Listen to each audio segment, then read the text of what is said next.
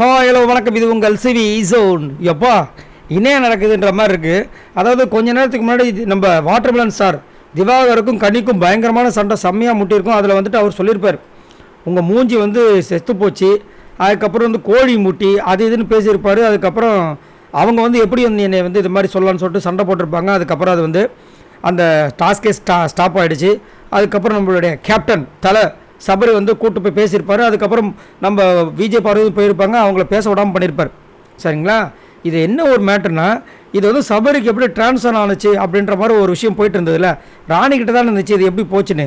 இப்போ என்னென்னா விஜய் பார்வதி இப்போ தான் ஒரு விஷயத்தையும் வந்து சபரிக்கிட்ட சொல்கிறாங்க. அடா பாவிகளா இன்னும் இது அப்படின்ற மாதிரி இருந்துச்சு. என்னென்னா, தர்பீஸ்க்கு சப்போர்ட் பண்ணால் இங்கே ஒரு பிரச்சனை வரும், அதே மாதிரி அரசவைக்கு சப்போர்ட் பண்ணி தான் ஆகணும்.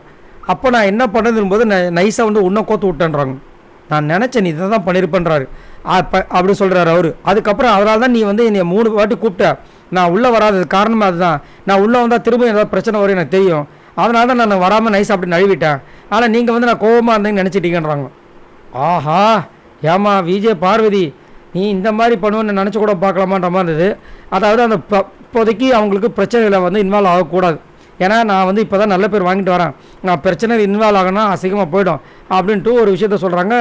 அதுக்கப்புறம் 2 பேர் வந்து ஓகேன்னு சொல்லிட்டு சமரசமாக போகிறாங்க. என்னையால் நடக்குதுன்ற மாதிரி இருந்துச்சு. பட் நல்ல ஒரு டாக்டிக்ஸ் தான். ஏன்னா திரும்ப அதில் போய் சண்டையை போட்டு கெட்ட பேர் வாங்கி அதுக்கு இது வந்து பெஸ்ட்டுன்ற மாதிரி தோணுச்சு. ஸோ இதை நீங்கள் எதிர்பார்த்தீங்களான்னு சொல்லுங்கள். ஏன்னா சபரியை எதிர்பார்க்கல, அந்த விஷயத்தை இப்போ தான் வந்து சொல்கிறாங்க நம்ம விஜய் பார்வதி. பல்லே பல்லேன்ற மாதிரி இருந்தது.